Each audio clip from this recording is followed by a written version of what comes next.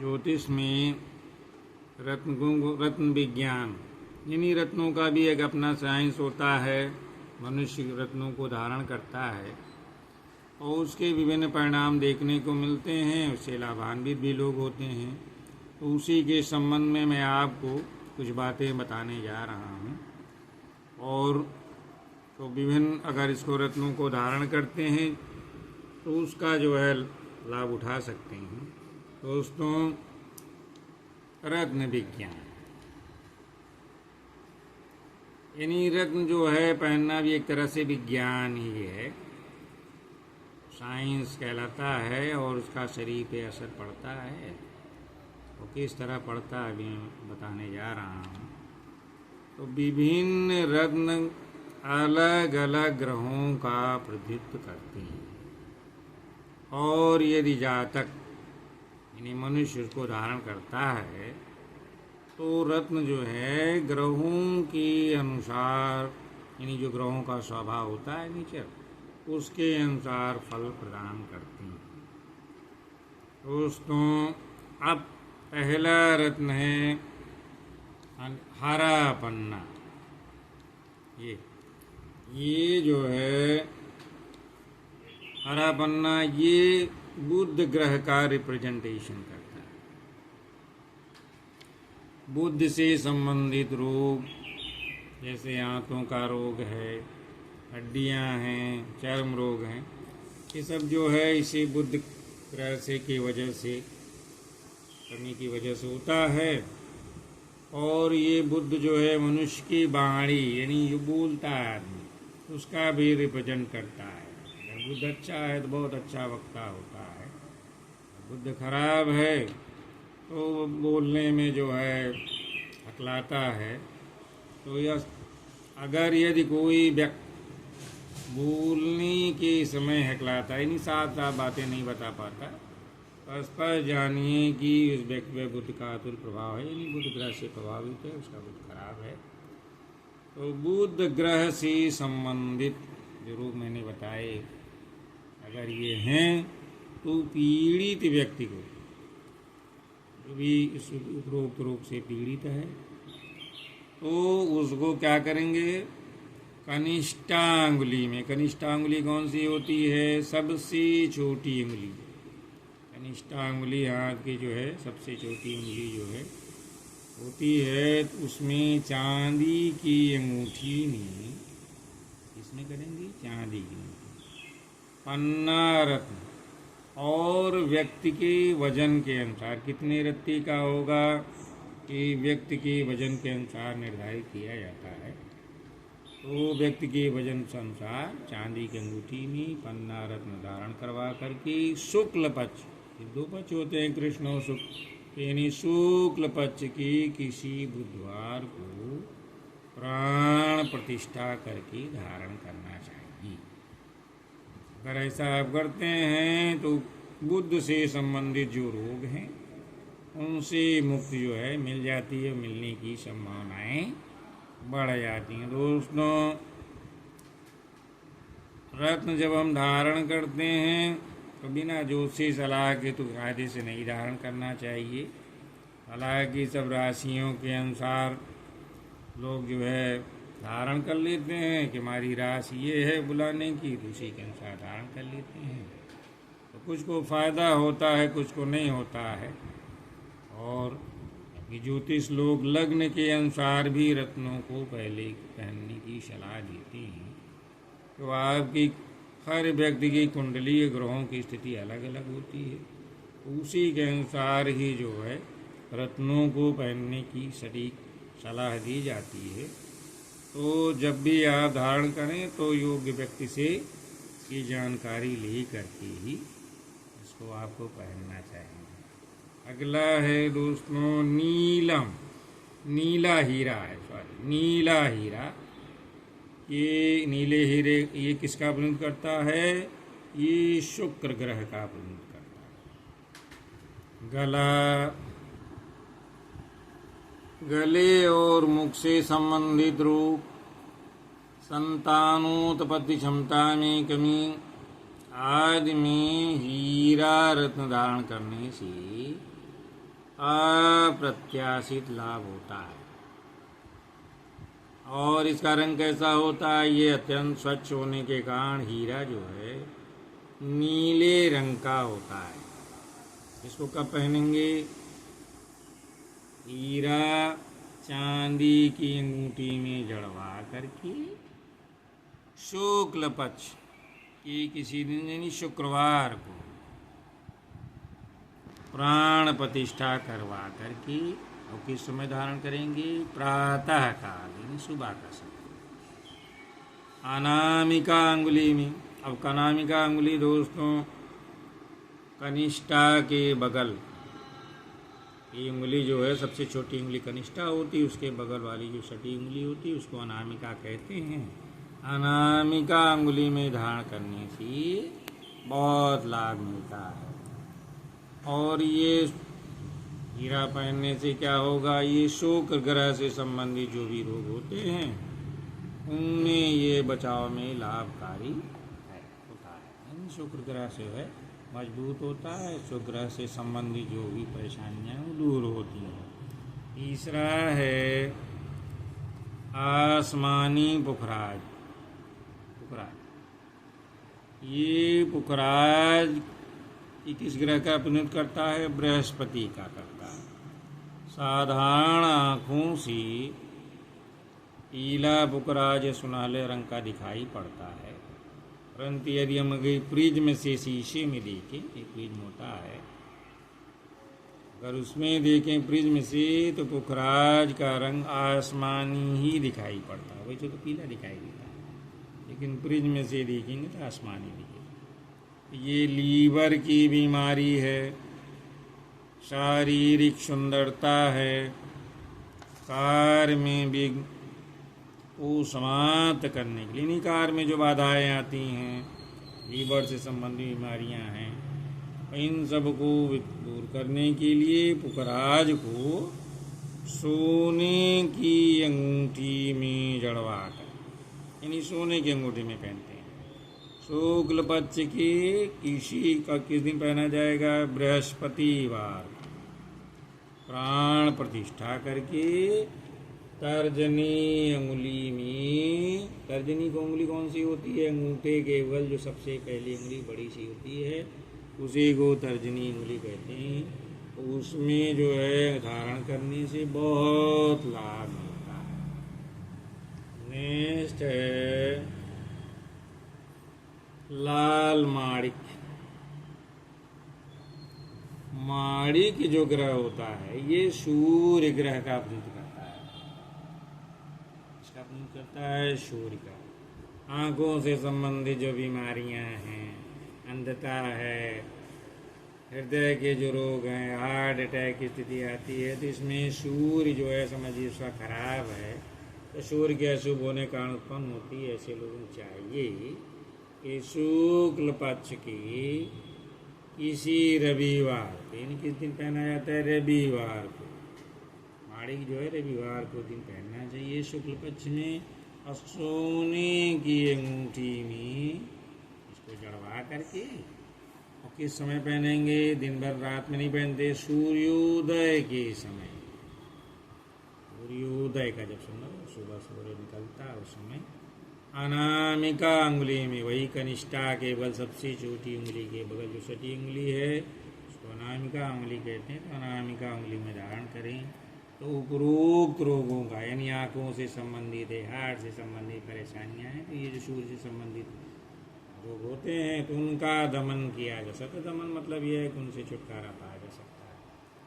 Next है पांचवा है बैगनी नीलम। इसका प्रतिनिधित्व ग्रह शनि है। नीलम का रंग बैगनी रंग का होता है। शनि ग्रह का अर्थ नीलम है। शनि नपुंसकता, यौन, गुदा, लिंग, गैस्ट्रिक रोगों को उत्पन्न करता है। तो अगर ये सब परेशानियां हैं तो इसके शांति के लिए शुक्ल पक्ष कि किसी शनिवार के दिन, किस दिन नीलम पहनेंगे?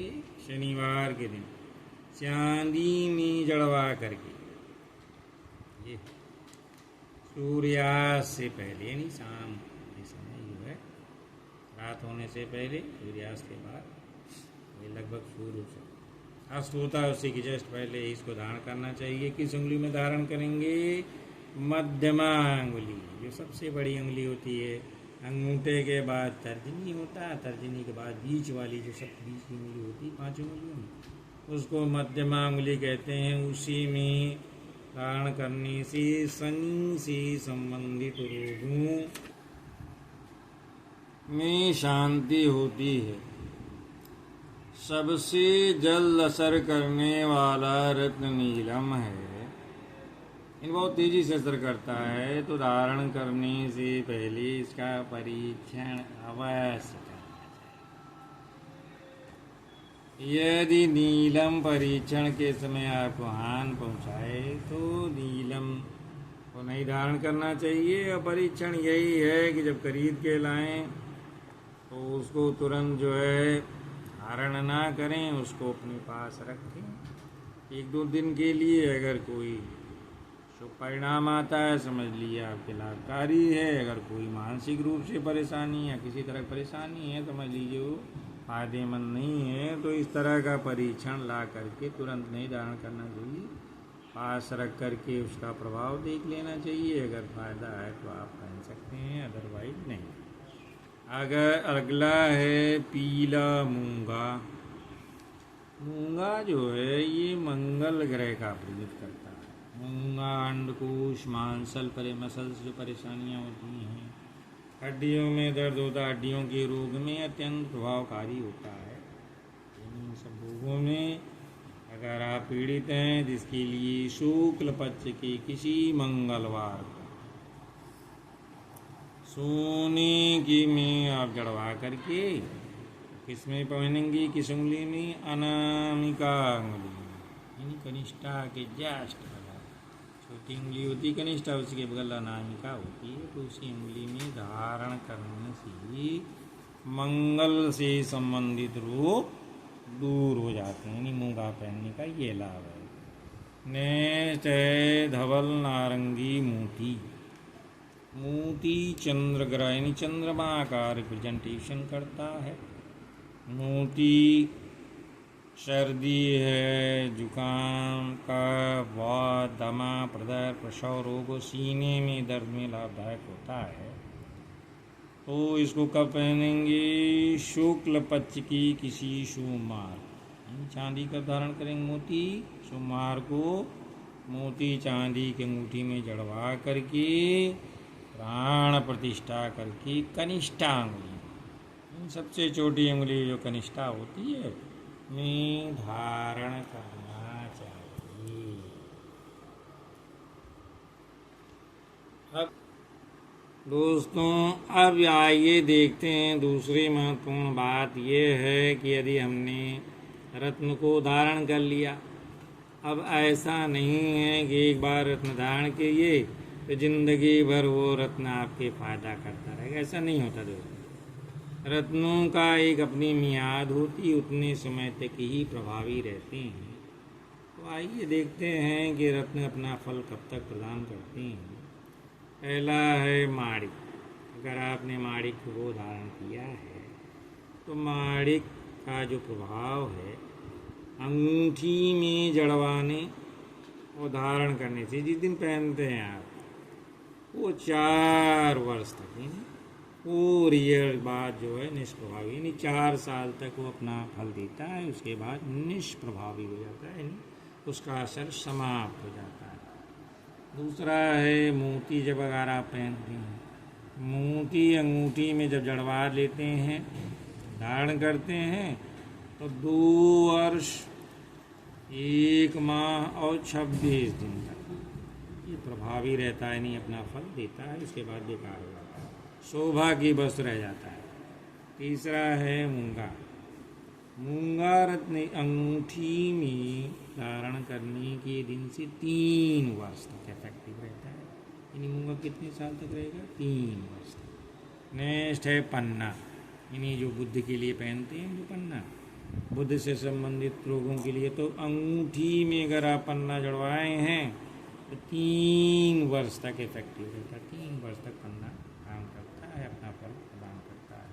नेक्स्ट पीला पुखराज, अगर आप तर्जनी उंगली में बृहस्पति के लिए पुखराज पहने हैं तो अंगूठी में जड़वाने से 4 वर्ष 3 माह और 12 दिन तक, यानी जब धारण कर लिए तो इतने दिन तक ये प्रभावी रहता है। हीरा जो होता है, हीरा ही सबसे ज़्यादा समय तक प्रभावी रहता है। यानी हीरा अगर आप पहनते हैं अनामिका में तो जड़वाने और धारण करने से 7 वर्ष तक, यानी कितना दिन तक, 7 वर्ष तक ये प्रभावी रहता है। और नीलम जो है, नीलम जड़वाने एवं धारण करने से 5 वर्ष तक ही प्रभावी रहता है। गोमेद, ये रत्न जो है राहु से पीड़ित व्यक्ति पहनते हैं, रत्न धारण करने से 3 वर्ष तक प्रभावी रहता है। नेक्स्ट लहसुनिया, ये अंगूठी में जड़वाने और धारण करने से 3 वर्ष तक, यानी गोमेद भी 3 वर्ष तक प्रभावी रहता है और लहसुनिया भी। केतु से संबंधित ग्रह से जो पीड़ित हैं उनके लिए होता है लहसुनिया, तो 3 वर्ष तक प्रभावी रहता है।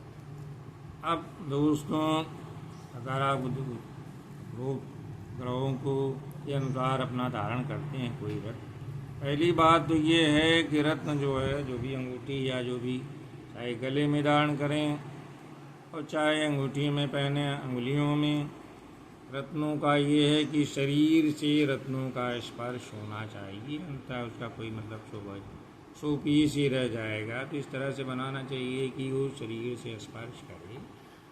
और अगर जो हमने पर मियाद बताई है कि रत्न धारण कर लेते हैं और निष्प्रभावी हो गए, यानी उनका टाइम ख़त्म हो गया, तो अब क्या किया जाए, उसको फेंक दें? ऐसा नहीं है दोस्तों।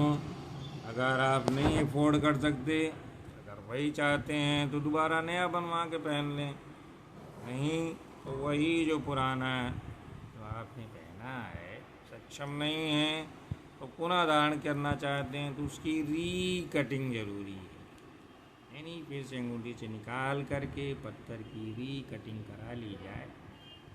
तो फिर री-कटिंग के बाद पुनः उस रत्न को धारण कर सकते हैं जो आप पहले से पहने, तो पूरा फिर अगली मियाद चालू हो जाएगी। नहीं पूरा जितने समय तक पहले काम करता था वैसे भी री-कटिंग के बाद एक तरह से वो नया मान लिया जाता है और उसका प्रभाव भी रहता है।